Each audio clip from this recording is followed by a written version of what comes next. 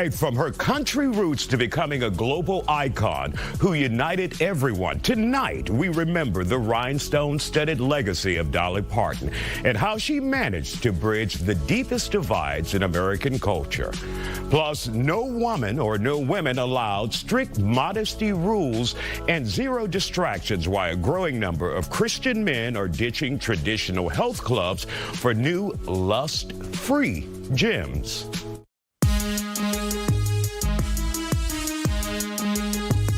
The Isiah Factor Uncensored starts now.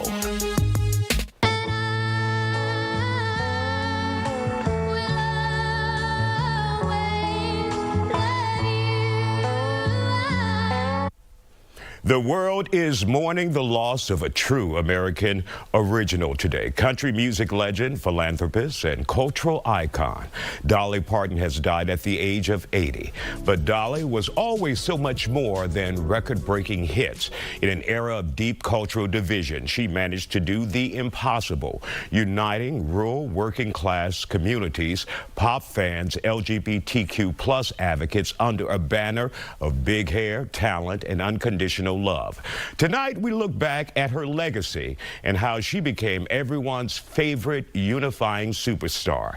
Joining us on The Factor Uncensored tonight, we have Isiah Factor DJ superstar herself, host of Love and R&B, KG Smooth, 100.3, The Bull assistant manager, Chris Huff, who's also the music director, and Andy Riggs, co-host of the Riggs, Caitlin, and Erica Morning Show on 93Q Country. Glad to have you all on The Factor Uncensored. Good to be here. So, when you heard the news about Dolly Parton, I had to pause. I'm like, damn it. Your thoughts?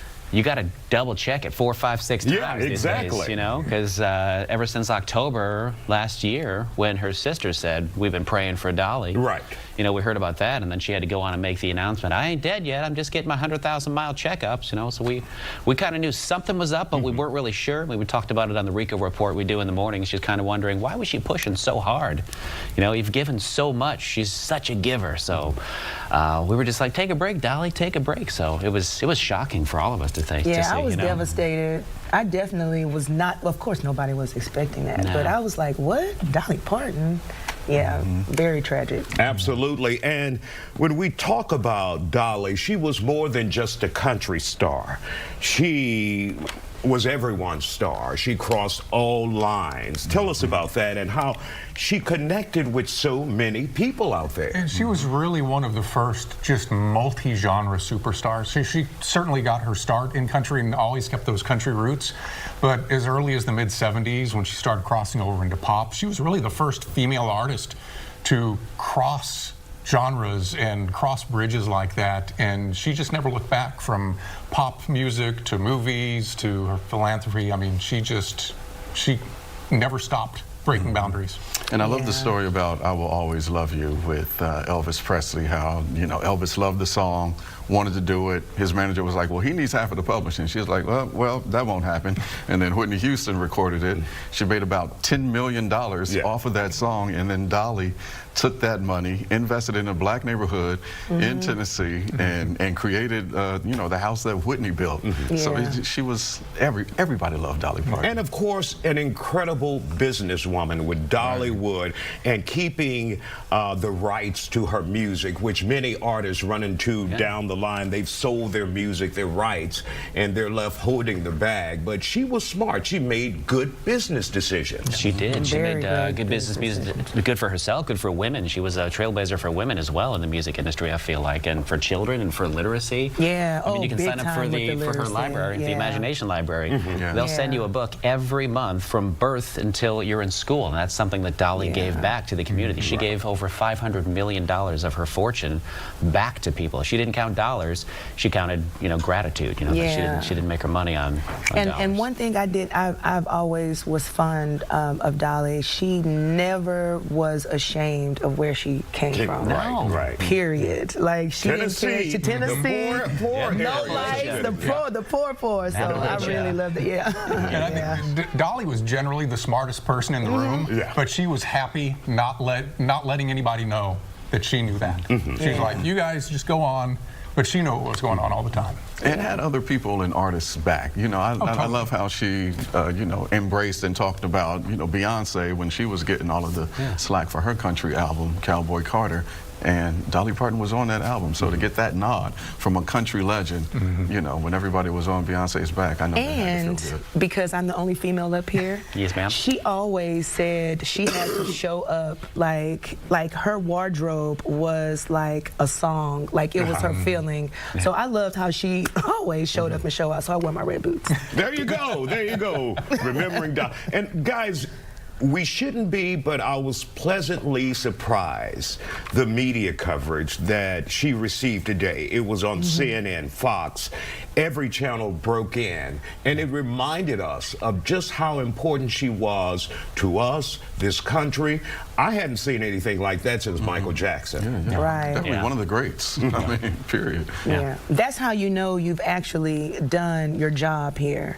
Like, I feel like she was so remarkable. I can say that word, but I feel like your flowers will be shown to you eventually, and I feel like, you know, the impact that she left on not just country music, but just entertainment as a whole. Like, I remember watching 9 to 5 as a kid. That was everybody's working zone too. I mean, everybody hates their job. Everybody's underpaid, working for a guy that's making more money than you. It's everybody can relate to 9 to 5. Absolutely. Everybody. And even John Madden using her bus, you know, to drive along. You know, that was her idea. You know, that's how John Madden got known. Tell Dolly stories all night if we wanted to. Absolutely. And KG, you brought this up about, you know, even black people paying tribute to Dolly Parton.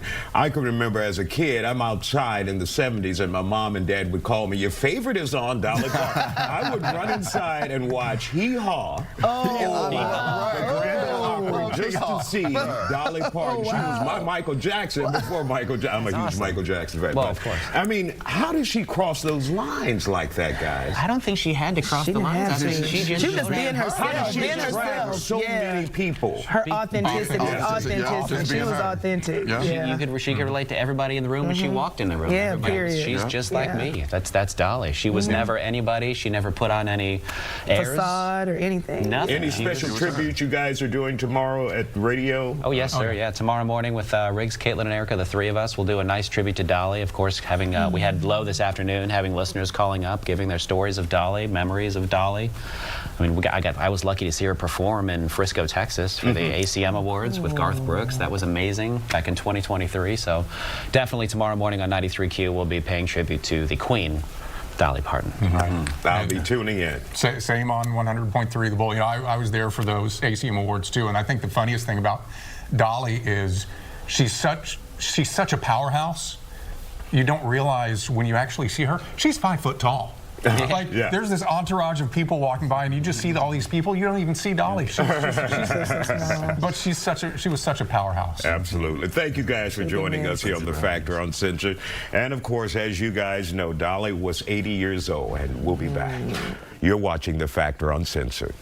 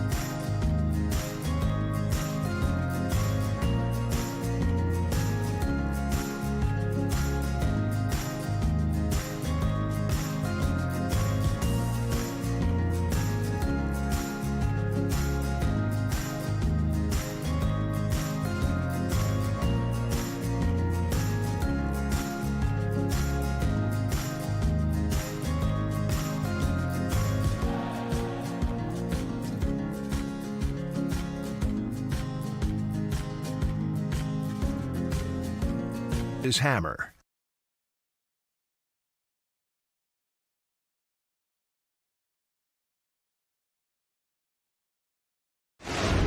Go, drive that way. Go, go, go, go, go. All right. De Leon, get in. De Leon. Which way am I Which going? way did he go? Over here. Go that way, please. Just arrived in the area. We're looking at 8 to Oxford. If you could just look the light. And there you have it. Welcome back. This video has gone viral nationwide.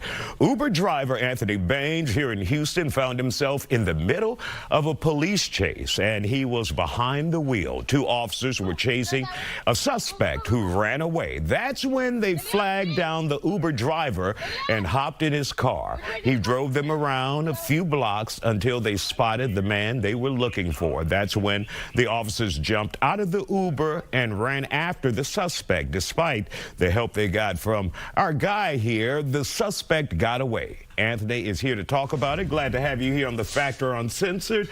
First of all, what was that like for you? It was absolutely just a real crazy situation.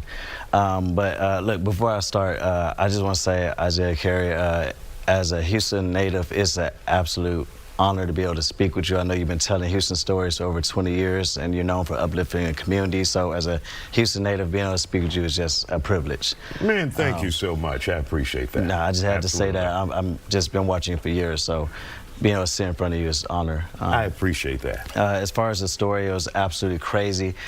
Something that, you know, the last thing I thought I would expect. Me and my wife decided that me being able to drive Uber would be beneficial for us. We're in the process of purchasing our first home, so I decided to do Uber to be able to get the additional income for us to get that done. And never thought it would, you know, make it to national news. So it's been a crazy experience. Wow, wow. So were you nervous? Were you hyped up? Were you exhilarated about it? I know I'm thinking I would be excited, like, oh, let's get these mofos out here. You know, what were your feelings? Well, I wasn't really scared or nervous or anything like that. I am was in the Army. I'm an Iraq veteran, so I just kind of refer back to my training in the military, being able to keep your composure in extremely stressful situations.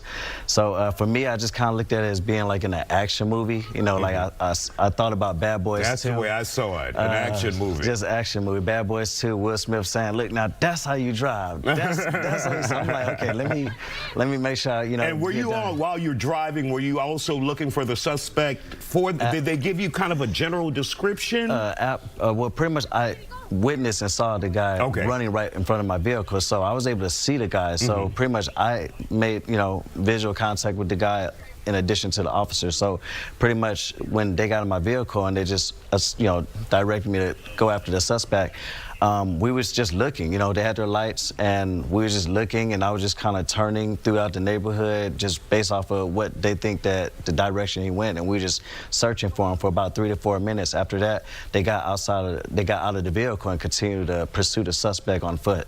Now, was it like a movie where officers showing their identities, we're commandeering your car and you, and we're going after this suspect? What did they say when they approached you?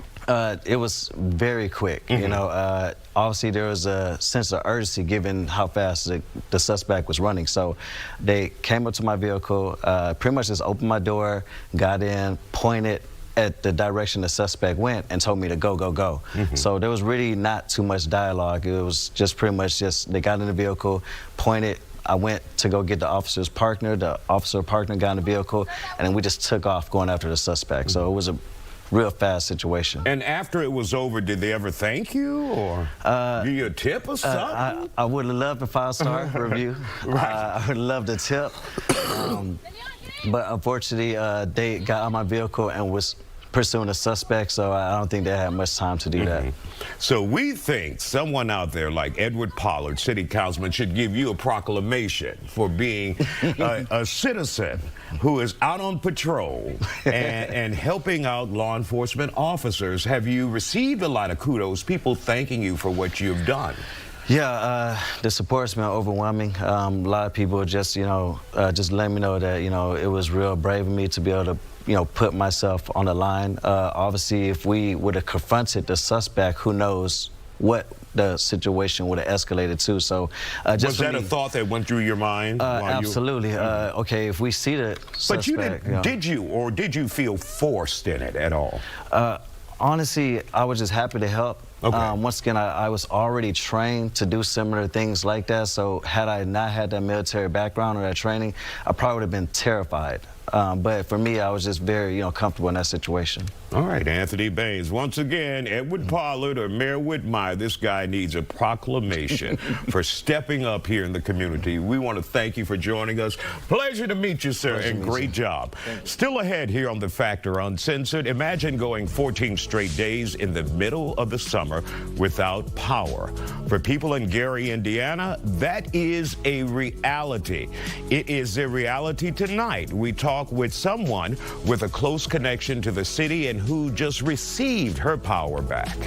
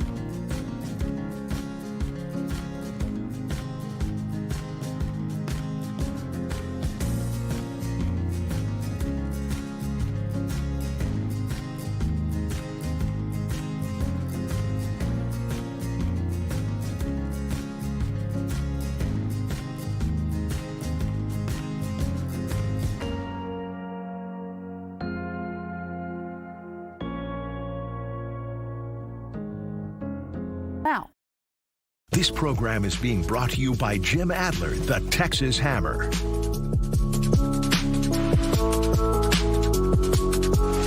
And welcome back to The Factor Uncensored. It has been exactly 2 weeks since a devastating storm packing 99-mile-per-hour winds tore through Gary, Indiana. Tonight, thousands of families are still living in the dark nearly 2 weeks later, with refrigerators full of spoiled food, no air conditioning in the dead of the summer, and local schools forced to close. Exhausted residents are calling the situation inhumane. Now, as Indiana's governor demands a formal investigation into the utility company NIPSCO, we want to look at the human toll. Joining us is someone whose family is living this nightmare firsthand. And joining us now here on The Factor Uncensored, we have with us Brittany Dotson, who lives in Portage, Indiana, which is about 10 miles from Gary, Indiana. So, Brittany, obviously, Portage is also affected by this power outage. You have family members that are in Gary, Indiana, who have gone without power, and I think 12, almost 13 days. What is that like, not having the power that long? It is very stressful. I know that we just got our power back last Wednesday in Portage. Myself and then my parents, they also live in Portage. And then I'm from Gary, so I've been born and raised there. And so still, of course, have a lot of family there and across Northwest Indiana. So, but I think with Gary and Portage have got hit the hardest because of the trees. We have a lot of trees compared to some of the other cities that may not have had their power out as long, just because the trees weren't down. But like with us, it has just been a lot, because it's like you got trees falling on houses, and then also your power's out. And then on top of that, some people, if your gas line has been damaged, they lose hot water. So, or gas to the stove, so you can't cook. So it has been very hard. Luckily for me and my family, we still had hot water. Thank God. Some people did not. I feel like they had well water. Most of the time, their water either was shut off, or usually they only had cold water. So some people were just grateful to, like, usually everybody has some kind of surrounding family, and so just usually grateful for somebody that we can go to like either take a shower or just get just some of the basic necessities. And grocery stores were out. So when it first happened, there was no grocery stores that were open. Gas stations weren't open. No restaurants. So we had to go to neighboring cities, which were usually like 20 to 30 minutes out, just to get gas, just to get food, because a lot of the food was spoiling by day 2, day 3, especially dairy products. I mean, from your perspective, but also from those who still may be without power, and we're talking about nearly 2 weeks in, how frustrated are they? And are they asking, where's our leadership here in this city, in this state, in this country, when it comes to a response to getting us power?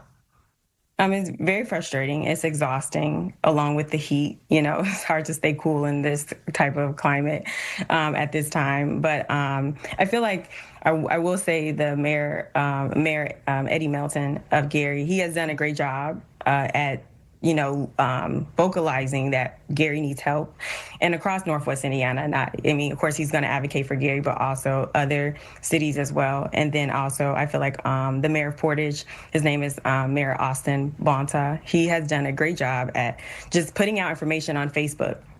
Yes, we may not have, I feel like that was kind of the easiest way to get information, because how else were we going to get it? We have no TV. And even if you have a generator to plug up a TV, you still, you have to prioritize that refrigerator or other items in your house to get power. And so Facebook was just the easiest way to get the information out, to tell people, hey, you can go to the library. This place has power. You can juice up here. We have a Wi-Fi center. We have cooling centers. We have a place for people to refill their oxygen tanks. So I feel like they both have done a great job at communicating that via Facebook. And so I feel like local officials have really stepped up, but I feel like people are really looking for the governor to step up and say something. It took him a while to say something. Now, he says he's ordered an investigation to get to the bottom of mainly focus on the electric provider, the utility company. I think you guys call that NIPSCO there. Yeah. And so he's saying, many are saying, why didn't they have the infrastructure and the ability to respond in a reasonable amount of time to get the power on? What's your perspective on that? I do think people do want answers. I feel like we've been hearing a lot of rumors that ComEd, which is the electricity company in Illinois, the south suburbs had got hit, and they were able to get their people back up in 5 days. And so they were willing to come to Indiana to help us. But according to rumors, they said that NIPSCO refused them and said, oh, we got it. We can handle it. And so people are saying, if we would have had that extra help sooner, we would have been maybe up a lot sooner than taking 2 weeks. And Brittany, for those who may be looking to help, even with a gas card, where should they go? Where should they go for additional information on how to send it or contribute? Are there any programs out there that you're familiar with? I know there are a lot of programs. I know that a lot of the churches have came together. But I feel like the best place to go is to go to the Gary government website or Facebook page. I would say Facebook page or Instagram, or look for Mayor Eddie Melton. Look for his page, because he puts out, there's a lot of different Gary storm relief, I would say, websites that you can go and donate to. All right. Brittany Dodson, in Portage, Indiana, just 10 minutes away from Gary. We want to thank you for joining us here on The Factor Uncensored, and we wish you guys the best. Thank you for joining us and sharing your story with us. Thank you so much. Appreciate your time.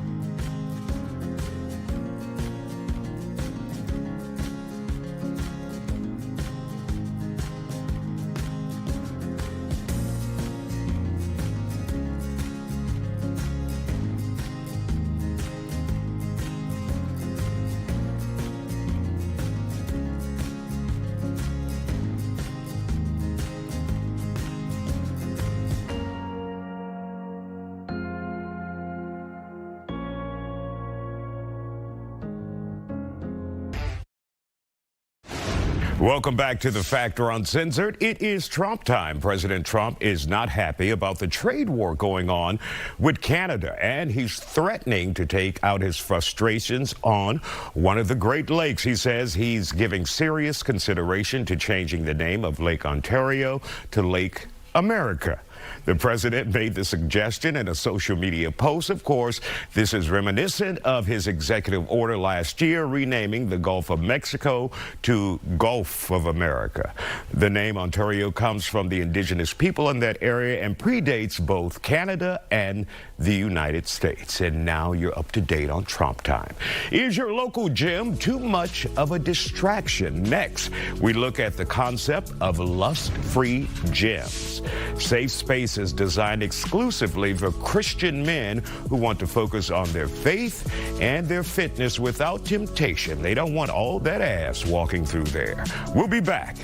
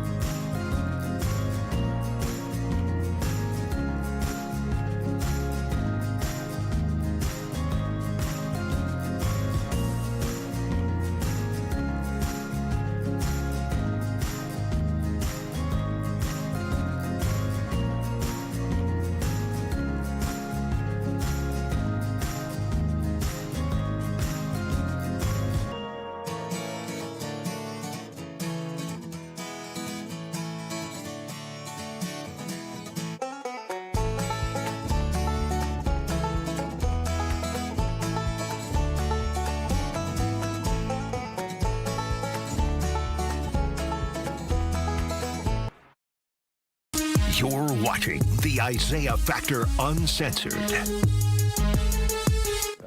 Welcome and thank you for joining us for the second half hour of The Factor Uncensored. Forget the crowded weight rooms and wandering eyes. There's a new lust-free, men-only gym in Oklahoma City, catering specifically to Christian men looking to avoid temptation. Chris Hembrecht owns Proverbs 27:17. He shared why he believes this space is so necessary. In a nutshell, one of the #1 places affairs and infidelity occur, cheating, is the gym. Byproduct of someone who had an affair in my previous marriage. Doesn't work out well for you, fellas. Don't do it. So what did God do? He took what the devil meant for evil, turned it into good, put it on my heart to start this men's fitness and ministry center where there are no distractions. There's no temptations to women walk around, fellas. So. And our panelists are standing by to share their thoughts on this. Joining us now, podcast host, The Biggest, and trainers First Class and Royce Thomas. So, Royce, first of all, what do you think about this idea, lust-free gyms? Well, in my opinion, I agree with it. I see it from various factors. Of course, I train in some of the most professional gyms in the city, but I'm also a Christian man. And so I do believe that sometimes you have to have a level of accountability for yourself and not put yourself in certain situations where you don't have to act specific ways. And if it's keeping you safe and ultimately keeping women safe, then I agree with it. Also, iron sharpens iron from a fitness perspective. And sometimes men being around other men are being challenged more in their workouts and things of that nature. So I just see it from multiple angles, and I actually don't see a problem with it at all. All right, First Class, let's hear from you. I mean, I just feel like you got to have, again, accountability is one thing, but just having self-control and not having that mindset, because I feel like if you're going to the gym, that's a personal thing. You woke up and you feel, or whatever you may be, you're going on a personal journey, and women or a hating guy in the gym shouldn't decide what you got going on. It shouldn't make you go to an all-guy gym because of your thoughts. I feel like it's just taking it too far with me, you know what I mean? That's just how I feel. All right, The Biggest? Let me speak on it, Isiah. So I feel like, man, they is, like you said, they're taking it a bit too far. I agree with both of these guys, but in different ways, you know what I'm saying? As a Christian man myself, you know, I respect women. I go to my gym and I focus. I understand there's going to be some temptation, scrunch butts, pants, and the breast pushed up and all that. I understand. But it's all about your goal and what you came there to do. It's like I'm 3 years sober. I still can go to the club. They passing alcohol in front of me. I just don't indulge. Don't indulge. Handle your business. Look at yourself, have your headphones in, do your workout, and go home. You shouldn't be tempted that much to where it got to be all men, no women. And Royce, really quick, what do you think about First Class saying it's about self-control and being able to control yourself and focus on what you are there for? And I 100% agree with that. But everybody is different in their journey. He has self-control. He can put on his headphones, like you said, and not pay attention to his surroundings, and that's great for him. But there are certain guys that may not have that self-control. I mean, it does say it biblically in Matthew 5, I think 29 and 30, that if your eye causes you to sin, then gouge that eye out. If your hand causes you to sin, then chop that hand off. And rather you put yourself in that position, eliminate a gym where a woman might be wearing something specific and causes you to sin or causes you to might go off and cheat on your wife. I mean, I read the article and the man said he's opening up a gym for married men to stay married, basically, with biblical principles. So if you're bringing biblical principles into the situation, he's right. Self-control, me, I can put on my headphones, not pay attention to anybody around me and go on about my business, but not everybody is as gifted and as strong as we are. All right, and in First Class, you were about to say? I just look at it like, all right, if you're going to a gym and, again, you're in there on a personal journey, the woman that's keeping you around, that's not a personal journey. You have a goal that's not necessarily about you. You know what I mean? I feel like if men keep everything about them when it's, because health is wealth, especially when we're growing up in this day and age, and things that we might know the other guys might not know. But I don't think that going straight to just, I'm going to be if I'm going to be, because I think it's because the guy got cheated on, or well, he cheated on his wife. That's why he opened up this gym. I feel like we shouldn't always have to go through things for us to start doing something out of the norm. You know what I mean? Because you got to look at it like, hey, bro, sometimes women are motivation in the gym. You know what I mean? Like, this for real, though, because she might be lifting the same weight as you. Let me get my game on. So sometimes you'll be getting in the gym, you shouldn't be worried about that anyway, man. I think everybody should take that and be serious about that journey and pick who you should train with as well. You know what I mean? Because I don't disagree with what he's saying at all. I actually agree with a lot what he say. When you hear it out and Will, I think it's right, but it should never get that extreme. Yeah, it should never get that extreme. And I understand what Chris is saying and why he created the gym, but is this also, in some instances or in some eyes, vilifying the woman?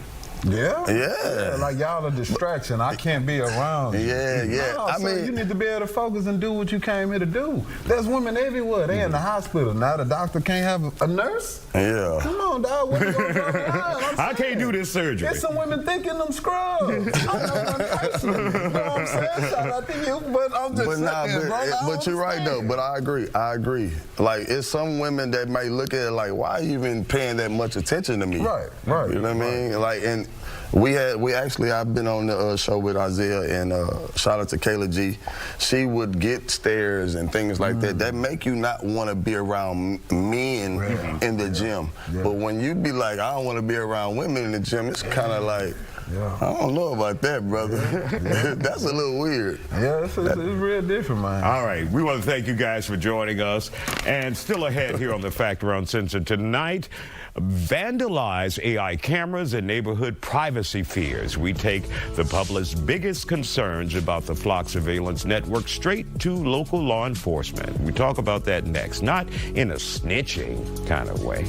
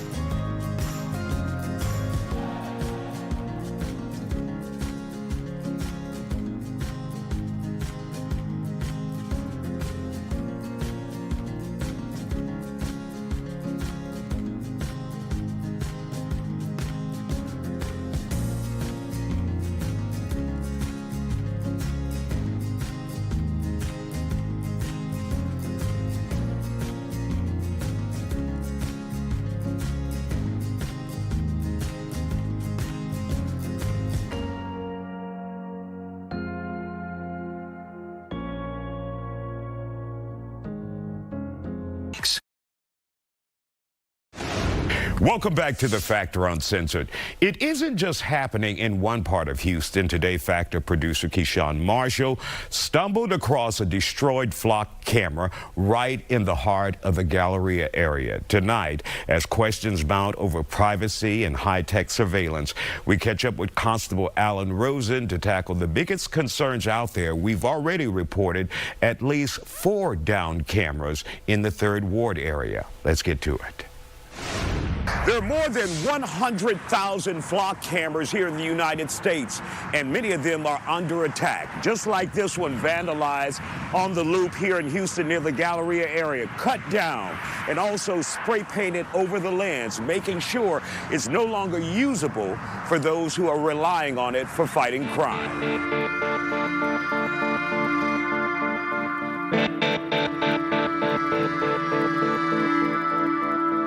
Constable, we've seen a lot of flock cameras just knocked down right here in our community, the city of Houston, around the country. When you talk about the use of flock cameras, how much of a tool is it, a good tool for the community from your perspective? I think it's a great tool for law enforcement, and I think it really should be used just by law enforcement. But it needs appropriate guardrails. We have got to, I really get the public debate about this. I get the debate about privacy issues and things like that. And I really respect that because I'm a citizen as well as being a law enforcement official. But it does really help us solve crime. And you just got to have the appropriate safeguards in place to ensure that it's not misused. We go to airports, we go to shopping centers, we go to homes. Everybody's got cameras everywhere. There's no expectation of privacy out in the public. And it really does help us solve cameras. My policy is you only can use a flock camera in law enforcement is if you have an active criminal investigation that's open and you document its use. And, you know, we just need to really have the public debate, which I always encourage. And then secondly, go into making sure that we have appropriate safeguards to make sure nobody misuses it. I think we have around 4,000 in Harris County, according to the last statistics. But your agency, your department, you guys don't own them. We do not own any. No, we have access to them. And again, we only use it for law enforcement investigative reasons. You know, I think that we have to have this debate. Isaiah, I think it's important to have this debate. Privacy is of utmost importance to all of us, but as we all know, there's cameras everywhere. Every intersection has cameras. I mean, for traffic flow patterns and things like that. So, you know, people just need to have the debate, give their concerns. I can tell you it has solved some major crimes. It has solved a U.S. Marshal, Brazoria County deputy that was tragically murdered on Stella Link this past year. That guy was found within about 3 to 4 hours in Galveston, Texas, because of a flock camera. If people have a child that has been kidnapped, they want us to find that child. So from our perspective, a doctor goes and gives you medicine for your illnesses. We have to use any and all tools that we can to help solve crimes for victims, as well as balance privacy issues. So it's a delicate balance, and I get it, and I respect it. I'm a citizen as well as a law enforcement guy. Obviously, we're seeing a lot of cameras knocked down, vandalized here in the city of Houston. But for you, that's HPD's damn problem, not your problem. Well, I mean, but what do you recommend to people if you see a camera down? Should you call local law enforcement and let them know that this camera's been disabled? Yes, you should. You should call law enforcement because it's a crime. If somebody vandalized that camera, it's a crime. So I don't foresee law-abiding citizens going around doing this. So it's probably a criminal element that doesn't want to be discovered, is wanting to go out and commit crime, and they know that these cameras. But again, I want you to really keep this in mind. We have cameras everywhere, Isaiah. We have them. You walk your dog in front of a neighbor's house, they have a Ring camera. We have cameras at this intersection. We have cameras at airports, at shopping centers. The cameras are everywhere, unfortunately, in some cases, and fortunately in others. For us, this is a tool that really does help us solve crime and bring closure to many, many victims of crime. And that's what people should expect from us, is to solve their crime and keep them safe. And are there any instances where communities can buy these cameras, and have you guys manned them for any possible evidence of crime in their community? Yes. I mean, there are private businesses that own them, that have flock cameras on their businesses. And because they've had maybe a high crime problem in their business, you know, like a parking lot or something like that. So, yes, I mean, private businesses, but that goes to the putting guardrails on. We don't want an HOA president reviewing his neighbor's traveling activity. We don't want that. Well, you never know with the damn HOA, the HOA. We definitely don't want that. I mean, if we are investigating a criminal case where there's been a victim of a crime and it's a legitimate investigative law enforcement tool, I think it's appropriate. But again, if it's people that are misusing it, I know there's officers that have been fired because they misuse the flock camera. And so we have police databases that are used all the time for investigative reasons. And if you misuse them, you will be terminated. You will be dealt with from a disciplinary capacity. So, you know, from my perspective, we need to have this conversation. We need to make sure that the appropriate safeguards are there. But I also understand the importance of solving crime for everyday citizens.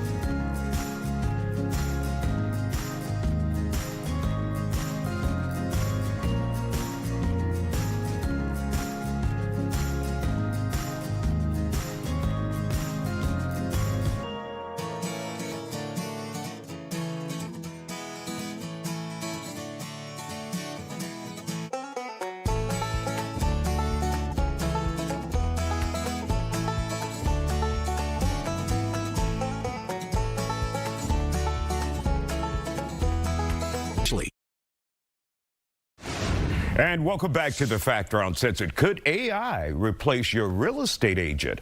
A growing number of home buyers are using artificial intelligence to schedule tours and draft offers, believe it or not, cutting out standard commission fees and saving tens of thousands of dollars at closing, so we hear. Commercial real estate advisor Tiffany Ryland and tech expert Patrick Jones have stepped into the Factor Learning Hub with more details. So when we talk about what AI would do, we got some bullet points here, Patrick.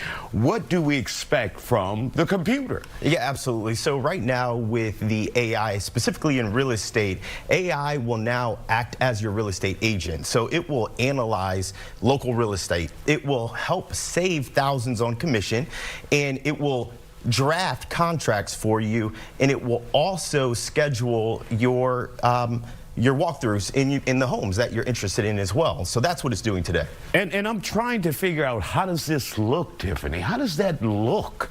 Are you concerned about that? So, no.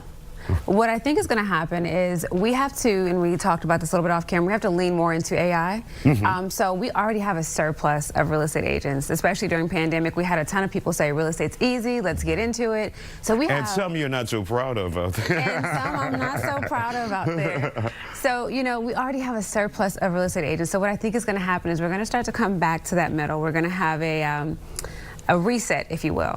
And so, yes, some agents will lose their job. If you're a door opener, you are absolutely going to be at risk when it comes to AI. Now, explain that to us, because when I think of a real estate agent, I think of someone who will do it all for me. But you're saying a door opener. What is that compared to what I think all real estate agents are? Good question. So I've seen real estate agents come and say, you know, here's a list, and what they'll do is they'll put your search criteria in. And so we've been doing this for years already, Zillow, Redfin, all of the search engines. And when you put your search criteria in, you can get alerts when something that is new on the market pops up that is within your criteria. So some agents have gotten used to just sending that link and saying, oh, you know, well, let me know when you see something that you like. Wow, that's some lazy ass stuff. It is incredibly lazy. I've experienced it myself. And so as a real estate agent myself, I hired a residential agent. So when I get a licensed agent sending me a list, I'm expecting you to provide me more value than what I can do for myself. So we already have the ability to go online and select our properties. Now real estate agents are going to have to be able to articulate what is your value. You're going to have to be good at strategy. You're going to have to be good at negotiation. I know that we can do contracts, but the real deal is, do you understand and can you effectively and efficiently articulate what those contracts say to your client? Your client has to feel like you're actually earning the money. So I'm not necessarily scared about what AI will do for real estate agents, but I do think that it's going to challenge us to prove our value inside of our transactions going forward. And Patrick, for those who are concerned that they won't get adequate representation using AI, what would you tell them? Well, I would say you still need to leverage a real estate agent, period. And actually, this is opportunity for real estate agents as a whole. You need to lean into AI. In fact, you need to find out the areas of efficiency where AI will bring both your customer and the real estate agent. And then, you know what? Why not say, hey, I'm the next generation AI real estate agent. It sounds like a ring to me. So that's what I would say to those individuals who are leaning on, hey, you know what? I'm going to save thousands of dollars. I'm going to leverage AI. You still need an agent. And when we talk about the loss of commissions to those agents that are out there, how are they receiving this? Obviously, this is new information. Are they concerned that they could lose those commissions as a result of artificial intelligence stepping in? What I will say is, back in 2024, there was a big thing that happened with NAR, and what they did was they came in and they were talking about the commissions. So AI is not doing anything that wasn't already being a conversation. We were already talking about, is it worth what I'm paying you for the job that you're doing? So AI is just accelerating what was already happening. So that's why it's really important now for us to figure out, okay, well, what else can I do? I know for us in our firm, we absolutely use AI, not in the way of identifying the properties, but we use it to make us more effective, more efficient, to make our processes more streamlined. So we are absolutely using AI to make us better and more competitive in the market. So again, you know, when it comes down to it, they are nervous about their commissions. But for me, my thing is, can I articulate what I'm doing for you? And if I can make it make sense for you, then you're not going to argue me about making sure that I get paid.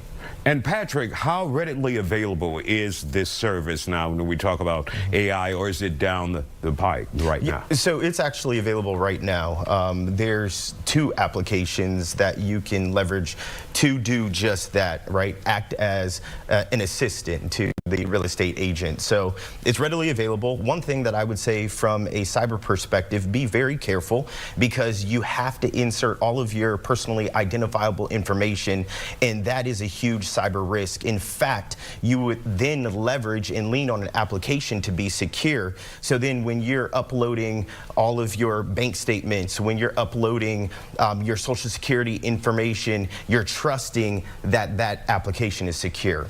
You just gave me a cringe when you said giving up all of that information. And how do you know that this is a credible company? One thing that I would do is I would call the company. Don't just blindly submit your documents. Call. Make sure that there's proper representation. Make sure that you're not just speaking to an artificial intelligence voice, an AI voice, when you call. Like, there's things that you can do to ensure that you're engaging with an accurate company. Well, a company that's actually running and operable. However, I go back to, you need a real estate agent. Let them do that job. All right, Patrick, Tiffany, thank you both for joining us here on The Fact. People just don't want to do any work anymore. Don't go anywhere.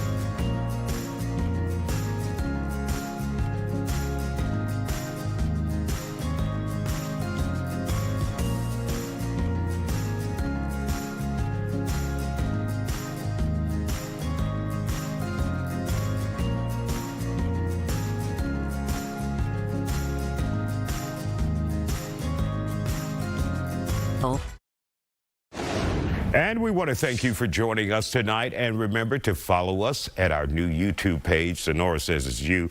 That thing has been around for a year. Sonora, cut it out. At Isiah Factor Uncensored, go check us out and catch us streaming from 8 to 9, Monday through Friday. We'll see you back here the next time. Have a great one.